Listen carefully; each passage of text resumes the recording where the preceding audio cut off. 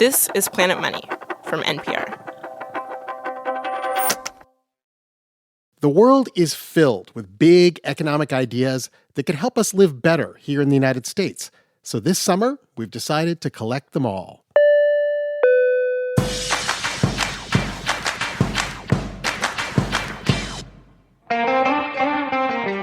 Willkommen and bienvenue to Planet Money Summer School World Tour, the only international educational experience that doesn't have a carry-on weight limit.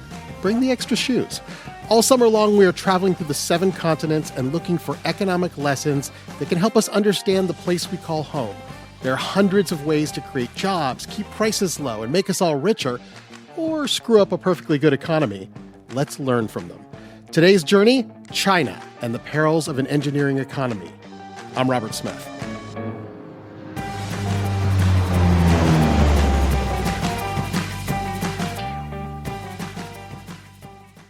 No country on earth has seen the kind of economic growth that China has over the last 50 years.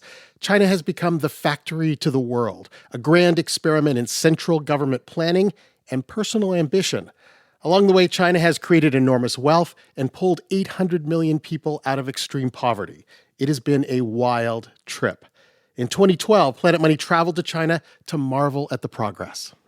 Ladies and gentlemen, it is a great pleasure to have you on board the Beijing-Shanghai Express train. Ladies and gentlemen, this is not just any train. This is part of China's new bullet train network, the largest in the world. It tops out at over 300 kilometers per hour. That's 200 miles an hour. It makes Amtrak look primitive. Of course, now China is a rich country facing rich country problems. Bubbles bursting, young people resentful, and we can learn a lot from China about how to handle the despairs of success. And our guest professor today says we should pay attention because our two countries have the same economic soul. Americans are crazy. Chinese are crazy. These are two countries full of these crazy hustlers. Dan Wang is a fellow at Stanford University's Hoover Institution and the author of Breakneck, China's Quest to Engineer the Future. It's no accident that the future is being invented in Shenzhen and in Silicon Valley and through Wall Street as well as Beijing. And I think that more countries around the world need to appreciate sort of this crazy hustle energy that both the US and China have. Dan, we consider you the perfect person to be our guest professor today. You were born in China. You've lived in both China and the U.S., and in Canada, I should say. And you're about to travel back to China now. And you've developed this fascinating theory about how China grew so fast and why that's creating problems now. What is the theory? China is a country I call the engineering state because at various points in the recent past, the entirety of the senior leadership have had degrees in engineering. What do engineers like to do? They like to build, whether that is a hydraulic dam or a coal plant or solar, wind, nuclear, a lot of homes, roads, bridges, high-speed rail everywhere. They can also be awfully literal-minded at treating society as if it were just another building material. I love this idea of the engineering state, that every problem is solvable with enough money, manpower, or duct tape. And it isn't just a metaphor, I should say. In your book, you talk about how the people in charge of the government have actual engineering degrees, chemical engineering degrees, mechanical engineering. Hydraulic engineering. And the prior general secretary built a dam. The present general secretary had his undergraduate in chemical engineering. And these are people who sort of treat society as if it were just another hydraulic flow to be shifted around and blocked and rechanneled as they wish. I should say Dan Wang is going to be our guide on today's show. And in his book, he pointed out that the United States has more of a lawyer culture than an engineering culture. Most U.S. politicians couldn't build a dam, but they would know how to use the law to slow things down. So China builds the high-speed trains. The U.S. goes to court for years over where the tracks should go. That's the difference. Today we'll have 2 case studies about the perils of the Chinese engineering state, and Dan will return with lessons we can take from it. It's easy to get jealous of all the growth in China, but every boom has a bust growing inside of it. Rapid economic growth can lead to more debt, more risk, and more chaos. It's a cautionary tale ahead after the break. Support for this podcast and the following message come from Strawberry.me. Be honest. Are you happy with your job? Are you stuck in a job you've outgrown or never wanted in the first place? Are your reasons for staying really just excuses for not leaving? Let a career coach from Strawberry.me help you get unstuck. Discover the benefits of having a dedicated career coach in your corner and get 50% off your first coaching session at strawberry.me/NPR. This message comes from BetterHelp. People talk about mental health more openly now, but asking for help can still feel hard. BetterHelp's 2026 State of Stigma report surveyed 2,000 Americans and found that 85% believe getting support is wise, yet 74% say society discourages people from doing so. Don't let stigma stand in the way of support. Start therapy with BetterHelp. Visit betterhelp.com/NPR. Planet Money Summer School World Tour has arrived in Shanghai. And our professor for the Grand Tour is Dan Wong from the Hoover Institution. Hey, Dan. It's great to be in class, friends. Anyone who's been to China is just immediately struck by how much they can build, how fast they can build. As you've said, build, build, build. You see the neon-covered skyscrapers, highways, bridges, factories as big as cities. Do you have one image that sticks with you as a symbol of what they can accomplish? In the summer of 2021, my two friends and I cycled this really mountainous province called Guizhou, China's fourth poorest province in the mountainous southwest. And what I saw were these very tall bridges that were some of the highest in the world. And afterwards, I looked up some of these bridges and I found that this one province of Guizhou has 50 of the world's tallest bridges. 50 of the world's tallest bridges, not China's highest bridges. This province of about 40 million people, again, one of the poorest in China, has something like 13 airports. There you have the engineering state. Okay, keep this image in your mind. The bridges, the airports, build, build, build, as you listen to our first case study, which is the perfect illustration of the dangers of growth. When there's money to be made, no one thinks, maybe we should slow down a bit. It's an excerpt from a 2023 Planet Money episode about the boom and bust of China's real estate sector. Nick Fountain and Emily Feng take us behind the scenes of China's go-go years to meet a man who got very rich in the early 2000s from that push to build more bridges, airports, and logistics. And then after, we'll talk to our professor about the big lessons we can take from this case study.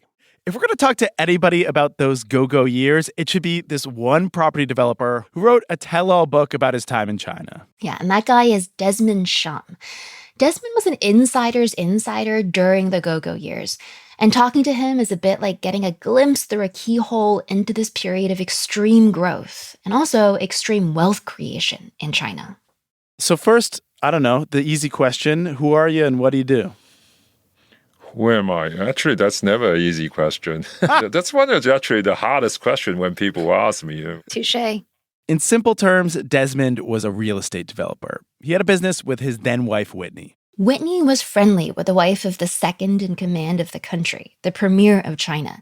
And Desmond and Whitney used those political connections to make deals with local governments. Yeah, Desmond told us the story of one of their most famous deals. It shows just how wild these growth years were. The story starts in 2003, when Desmond and Whitney saw this piece of land with great potential next to Beijing's airport. They came up with a kind of audacious idea. They wanted to build a huge logistics hub with millions of square feet of warehouses and import and export processing centers.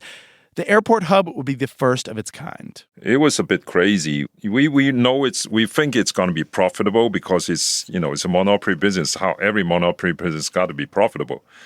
But then at the same time, we know zippo about the business. Since this was a time of economic growth in China, Desmond knew that having the only air cargo logistics hub in Beijing could mean massive profits. Because essentially, they could get a little richer every time goods came in and out of Beijing's airport. He hires consultants, hires a staff, and he does a lot of whining and dining. To hear Desmond tell it, at this point in China's economic development, it was rational to engage in casual bribery on a day-to-day basis because there was so much money to be made off these deals. Desmond said he would routinely spend thousands of dollars buying officials dinner. Apparently, there was a $1,000 soup that people couldn't get enough of, made of a part of a fish called an air bladder. You write that at one point, you just went to Hong Kong and bought like half a dozen watches of $10,000 to $20,000 value, and you just had them as bribes for the future. Well, as tribute or respect for the future. Oh, sorry. I keep calling them bribes, but sure, trivials of respect. Because it really, I mean, for the people we deal with, like, 10,000 is nothing. It's like nothing for them. It's like, in the community we move in, those are really trivials of respect. If I give them anything less, they're thinking, what do you think of me? I'm just like a beggar of the street? Desmond, I can't tell if you're being a little facetious or what. Like, do you now see these as bribes, or do you still? No, I mean, really think... obviously, in the West, we see it's obviously the bribe. But in the community we move in the situation of the time, nobody considered that bribe. Was it just because it's not going to? It's not people not going to do something for you because you give them $10,000, $20 a watch. In the community we were moving. According to Desmond, those bribes got way bigger than the watches. Yeah, one amazing story he tells. It's from when they were building that cargo logistics hub, and Desmond needs a sign-off from the customs chief, who tells him over dinner, "Sure, I'll help you out, but I'm going to need the following amenities for my 300-person workforce. Regulation-size basketball, badminton, and tennis courts, an indoor gym, a 200-seat theater, a banquet hall, and a karaoke bar." And Desmond agreed to it. He needed the custom head's approval. It added $50 million to the project. But once the logistics hub got built, Desmond says they sold it for a profit of close to $200 million. Desmond and his wife got very rich. They also started building a fancy hotel with a fancy condo project, and they became part of this new extremely rich elite. But he was small fry compared to the really big property developers who were amassing wealth in China at the time. People like this one man he met named Xu Jiayin. Yes, the founder and head of this property development company. It's called Evergrande. And while Desmond was giving out $10,000 watches, he says Xu Jiaying's bribes were next level. Like, according to Desmond, Xu Jiaying offered to buy Desmond's wife, Whitney, a ring worth more than $1 million, presumably for her political connections. Desmond says she declined. Was he a fun person to hang out with? Not really. I mean, no. Desmond tells this one story of a trip that he took with Xu Jiayin that shows just how enormously wealthy these property developers were becoming. The story goes that he and Xu Jiayin were thinking about investing in a new members-only wine club in Beijing with a few other rich families. And they decide to go to France to try some wines. They initially planned on each taking their own private jet, but right before they take off, they decide, actually, we want to play cards. So they end up flying all 3 private jets to France. They play cards on one, and the other 2 fly empty. What game do you play? Oh, they better be 就斗地主. It's a very common Chinese card game. But Desmond, for people who don't speak Chinese, what does 斗地主 mean? 斗地主, struggle the landlord. Struggle against the landlord. You were playing a card game called Struggle Against the Landlord on a private jet with 2 of the biggest real estate developers in China? Yeah, that was the game.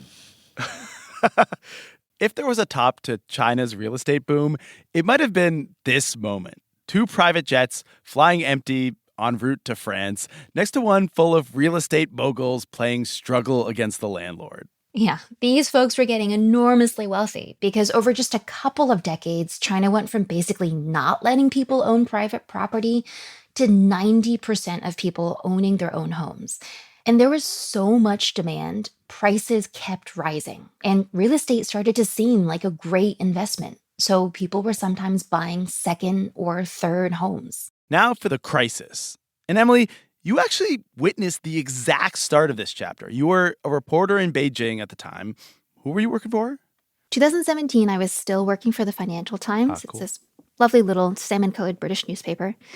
And it was my first ever party congress that I was covering. So that was really exciting. Yeah, the Party Congress. This happens every 5 years. And it's where the Communist Party gets together to decide the future of China. Yeah, and it's at this party congress in 2017 that the head of the party, Xi Jinping, says something very important that will change China's entire real estate market. Xi Jinping starts his big speech. 建立全国统服务平社会保险公平台. And it's a long one. But deep in the speech, he drops the bombshell. 坚持房子是用来住的. Yeah, he says one line about how houses are made for living in, not for speculating. 不是用来炒的定位. And that is a very clear, directed criticism of people who are just buying apartments for investment, but not actually living in them. This is a very big deal because essentially she is saying all that building that real estate developers have been doing, much of it was unproductive. Not good for the party, not good for China. Cut it out. And so that's when you see this sea change of tighter regulation on all parties, on local governments, on banks, on private developers, on regular investors to limit them on how many apartments they can buy. Because basically he's saying there's too much of this stuff. But problem was, Xi Jinping could only do so much at once. And all these different parts of the economy were relying on more apartments, more growth. Starting with regular people. Many people were still waiting on their apartments to be built and delivered. Because the way it works in China is you often prepay for your apartment before it's even constructed. Also, the property developers, with all their debt, they had to keep selling new apartments to pay off those debts. And of course, local governments needed the building to keep happening too, because a good portion of their revenues came from property and land sales. So for a few years after Xi Jinping's big speech, China's real estate market just keeps ramping up until 2020, when the government decides we gotta slow this market down. And so the central government draws a line in the sand. Well, 3 of them, actually. Yeah, the policy is called the 3 red lines. And the 3 red lines are pretty hard caps on how much debt a developer can have, specifically on 3 different measures of debt. And if a developer's above those debt levels, no more loans for them. This was the turning point. After decades of rapid growth, property prices, especially in smaller cities, started to drop. Evergrande, the company whose founder Xu Jiaying liked to give out million-dollar rings, well, by 2021, Evergrande had hundreds of billions of dollars in debt. Yes, hundreds of billions of dollars. And they started to miss payments. Nick Fountain and Emily Feng from 2023. Let's jump now to 2026 to finish the story. Robert Smith here. Evergrande did indeed default on its debt. Its founder recently pled guilty to fraud, and China is mired in the depths right now of a real estate bust. There are an estimated 90 million empty, unsold, or unfinished homes in the country. Desmond Shum, our developer and occasional briber, escaped before the crash fully happened. He moved to the United Kingdom. I want to bring back our professor, Dan Wong, here. Hey, Dan, have you ever tried the air bladder soup? I have never tried the air bladder soup. I'm not on Desmond's level here. The rise and fall of the real estate sector in China is an interesting case study because it seems to contain the worst excesses of capitalism and socialism wrapped up in one disaster. They didn't regulate enough when the real estate bubble was forming, and then they probably popped the bubble too quickly when it was at its top. There's a phrase the Chinese use, Dan, to describe this particular mixture of economic systems. Why don't you give it to us now? Socialism with Chinese characteristics. The socialism with Chinese characteristics. What is the difference between these two models? If you're a socialist country, probably what that means is that the state commands quite a lot of the means of production, owning a lot of things like telecommunications or oil and gas or airlines. If you're a market economy, it means that the state does not get involved in these sort of things. So ultimately, how is this tension resolved? Well, by adding in this magical phrase, with Chinese characteristics. And ultimately, what that means is that the Communist Party will at all points determine whether it needs to be more state-driven or market-driven, and it's the party's pleasure to decide. And so this is where China has this very strange economy by any standard, that it is substantially state-controlled. It is also, in many ways, more capitalist than the United States. In my view, China is practicing capitalism red in tooth and claw, in some cases much more effectively than the Americans are. And ultimately, this is the Communist Party's prerogative to determine whether it wants to be more state-driven or market-driven at any given moment. There is a term that we use often when states are talking about intense control of the economy, depending on how they do it. And that term is malinvestment. And malinvestment is when the resources get misallocated. The money and the time and the resources go into one area of the economy that is perhaps not the one that is most needed. It is the one that's decided in a central committee. How has that been a problem for China? Let's go back to the province of Guizhou, China's fourth poorest province, in which I cycled through in 2021. As I mentioned, Guizhou has something like 15 airports. And when I took a look through some of these databases tracking Chinese flights, some of these airports have only a couple of flights per week. Wow, And does not great utility, capacity utilization here. Should one province, though it is very mountainous, have 50 of the world's tallest bridges, is that some sort of economic success, or is that more an indication of bureaucratic lack of creativity? I would say it is perhaps more of the latter. And so when you have engineers who are perhaps more invested in building engineering projects for their own sake, for the value of the prestige, we can start to question whether what the Guizhou residents most need is yet another ginormous bridge, or, hey, wouldn't they like some perhaps better healthcare? How about that? How about some better cash transfers so that they are able to live a little bit better? How about better schooling for their kids? And so this is a way in which the Communist Party is much more invested in big prestige power projects rather than delivering for the people. Well, I experienced this when I took my kids to Shanghai, and we got on the high-speed maglev train. It goes 186 miles per hour. It just blows your mind to be on this train. And then when we get to our hotel, I have to tell them, oh, yeah, don't drink the water here. Be very careful about this. It is still one of these puzzles to me that China, though it is doing all sorts of amazing engineering projects, has not built enough sanitation plants such that people are able to drink the tap water. This is how I understand China to be much more interested in doing things that look amazing through the lens of an influencer that is shooting a vertical video, but it is not necessarily paying that much attention to what the people actually need. I guess this goes back to that big idea of the engineering state. Someone has to direct the engineering energy at some particular problem that needs to be solved, but without the market to signal what people want, China has to sort of rely on, I don't know, the guts, or maybe the whims of its party leadership. So coming up next on Planet Money, what do people want in China? Our next case study on Planet Money Summer School is about the economics of young people today in China. What does the future look like when you've already built the future in amazing-looking cities and bridges? After the break.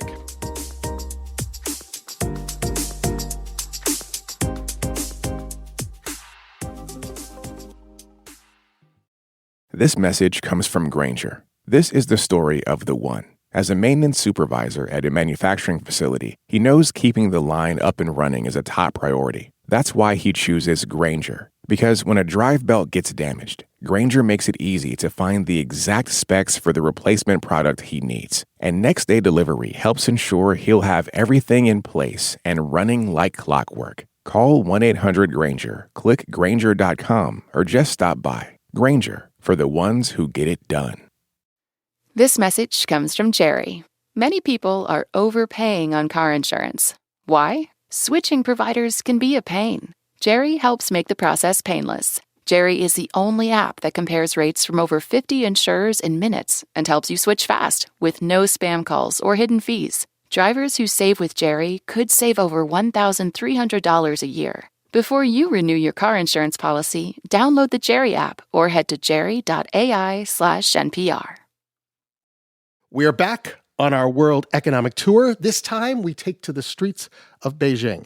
Before we hear our case study, Dan Wang, our professor du jour, says we should keep in mind another bust that China is dealing with right now, a demographic one. People in China just don't want to have kids. The total fertility rate across the entire country, according to official statistics in China, is 1.0, which means that the average family, the average woman, is having one child in her lifetime. The United Nations demographic body expects that China's population will be cut in half by the year 2100. Now, 700 million people by the year 2100 is still a pretty substantial population. It will still be bigger than the United States, but it will be also a very old population in which the median age, I believe, could be something like the early 60s. And it is just kind of hard to imagine a society functioning in which half the population is over 60s, but that is the demographic future really staring at China. It's an economically terrifying one, and it's a lot of pressure to put on young people in China. Our next case study is from Planet Money's Indicator, hosted by Waylon Wong and Darian Woods. It comes from 2023. In Beijing, about 6 months ago, Azi quit her job, and she didn't tell her parents. So I had to go out on time at 8 o'clock every morning and then appear downstairs in our house. Wearing her work clothes and a face full of makeup each morning, Aza pretended to walk to her old bus stop, and then she would keep walking. She'd get breakfast at KFC or McDonald's, then around 10, she'd go to a cafe like the one we met her in. And it's here where she would usually take out her pencils and start drawing. Drawing is the best way to pass the time, in my opinion, because you'll spend most of the time drawing without even knowing it. Azi is one of tens of millions of young Chinese people who don't have jobs and aren't in school. In June, the urban youth unemployment rate hit 21%. And that's way up from pre-pandemic times. It's 1 in 5 16 to 24-year-olds who have looked for a job over the last few months, but don't have one. And the numbers are so disconcerting that a few weeks ago, the Chinese government put a pause on publishing them, citing the need for a review. But this vast number of unemployed people is getting a lot of scrutiny because what it means has big implications for the Chinese economy and the world. Azi always wanted to be a cartoonist growing up. She couldn't quite get that job out of college, but she worked instead as a content editor for an entertainment news publication. And initially, she loved it. My job was so great. I was very happy every day and felt amazing when I produced good content. When I looked at the results of our output, I thought to myself, well done, it's worth all the effort. Well, it didn't last. Aza found herself hopping from job to job and ended up in a job that didn't give her a lot of joy.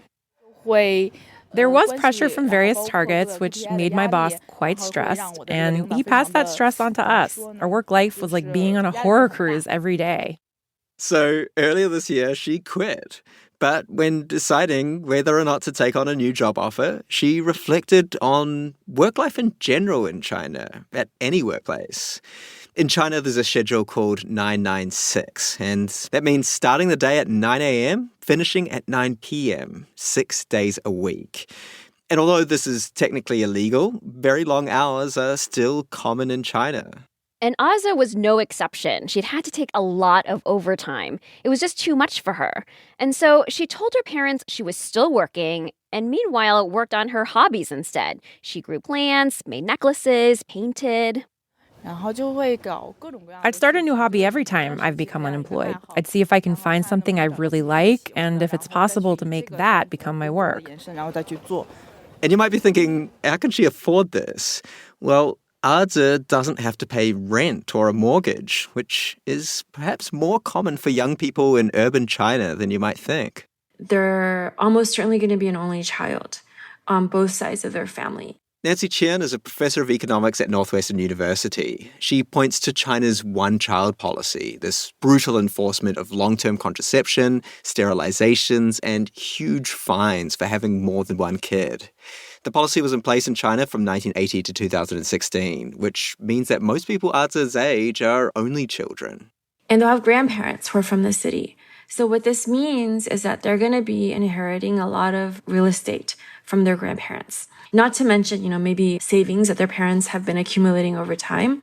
Nancy was born in Shanghai in the late 70s and as a kid moved to the U.S. with her family. But she goes back often and has younger cousins who have struggled with China's changing economy.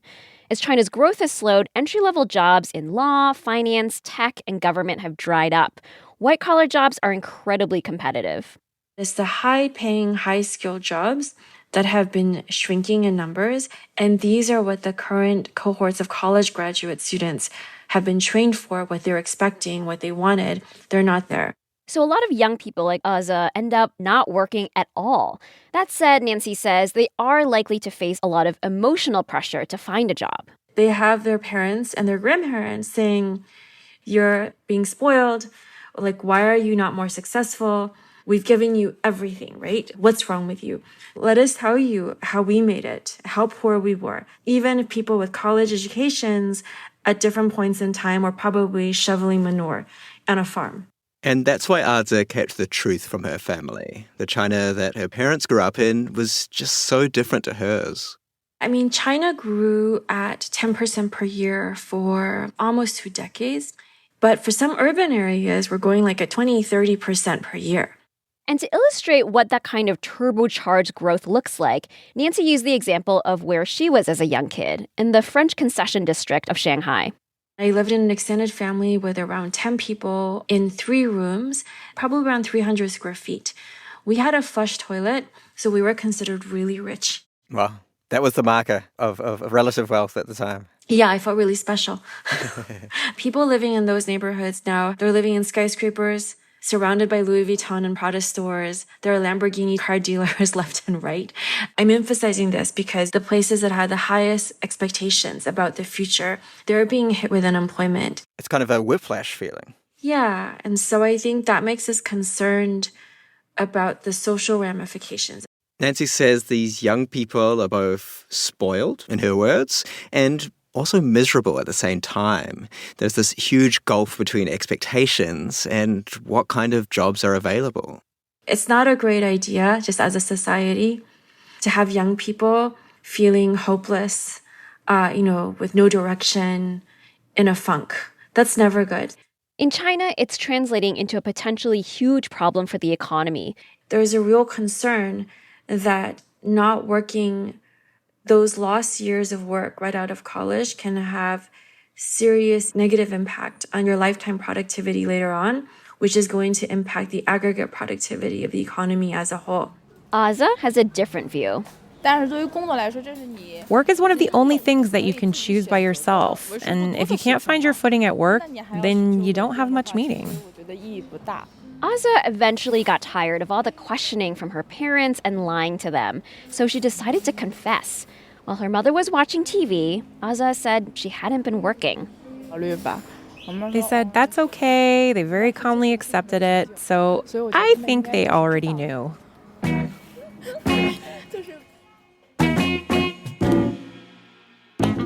That was Darian Woods and Waylon Wong from back in 2023 on The Indicator, Planet Money's daily show. If you aren't listening, you're missing out.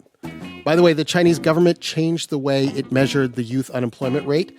It sounds better now in 2026 with the new statistics. It is around 17% unemployment. Still a devastating number of people looking for work. After the break, our professor returns to tell us how an engineering state deals with a low birth rate.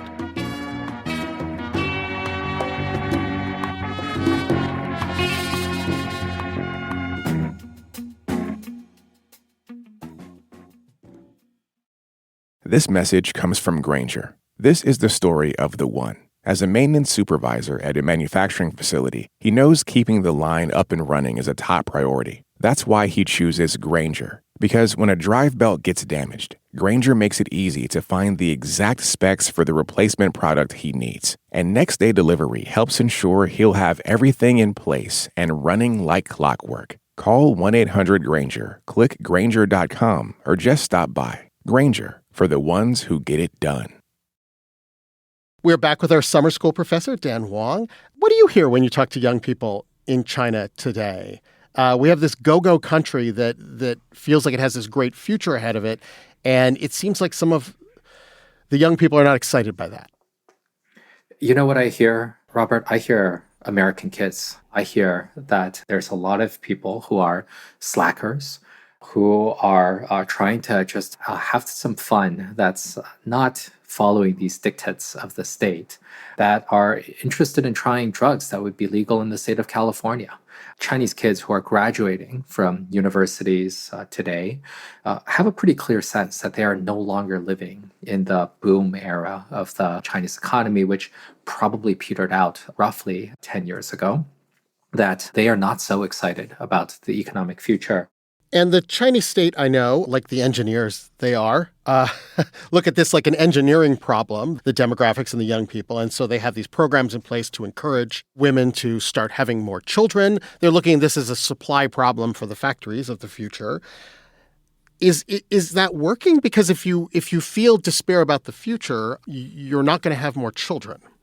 The Communist Party is doing what the Communist Party does best, trying to plan a lot of the future, in this case, women's childbearing intentions.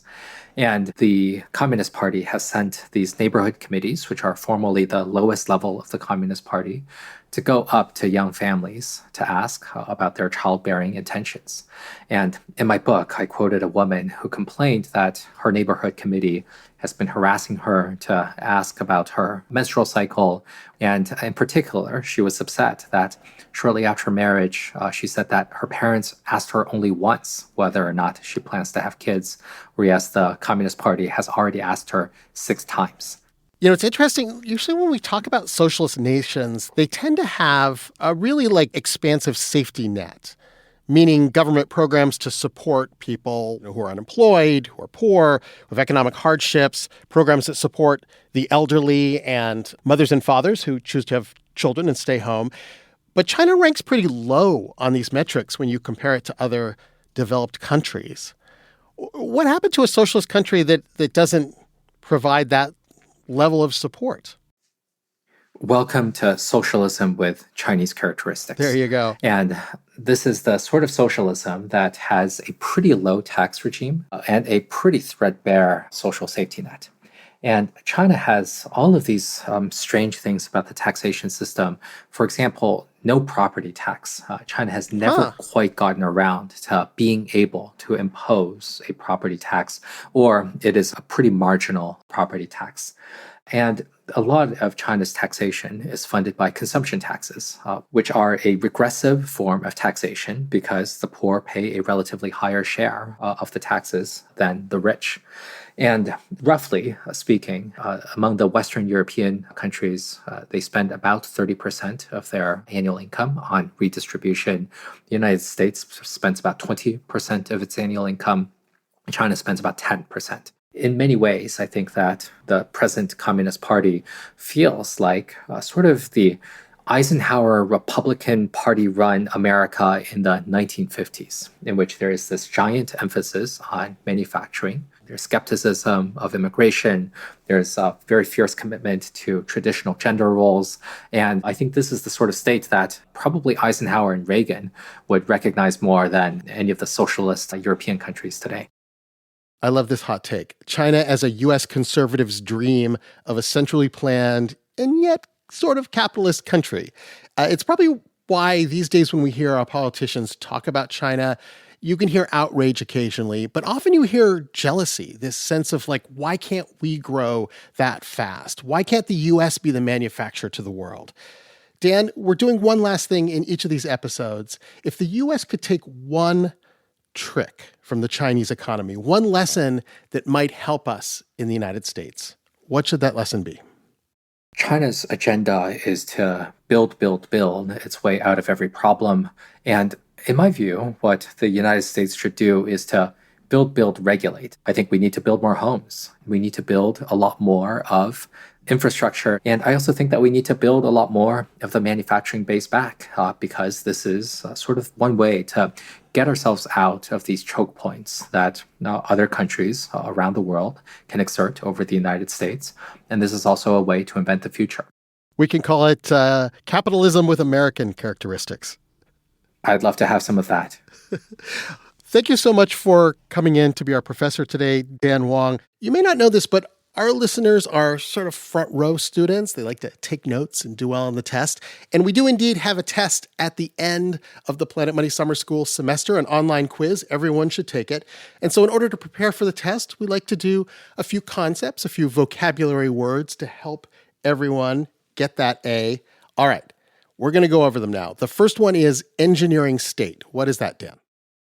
Being too literal-minded about building too much across the country, but also treating people as if they were building materials to be torn down and remolded as the state wishes. We talked about one of the dangers of the engineering state and state control and central planning is malinvestment. What is malinvestment? Too many roads and bridges to nowhere. Too many airports. Or, in economic terms, state investment that doesn't go where it's actually needed and will do the most good.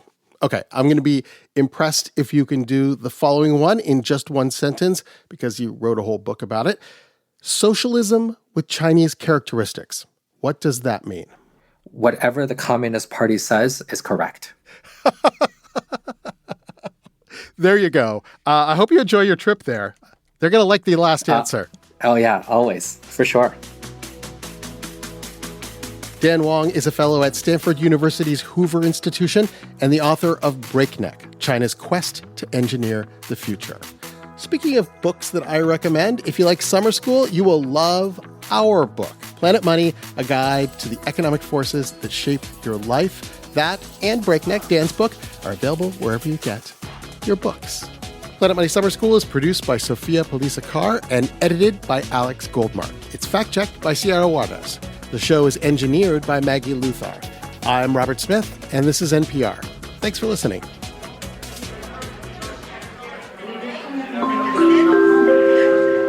Ladies and gentlemen, gather up your bags and your children. We're now boarding for the Planet Money flight to Busia, Kenya. Join us for a special tour of the small town that taught the world a better way to do economics. We'll be taking off next Wednesday. Don't be late.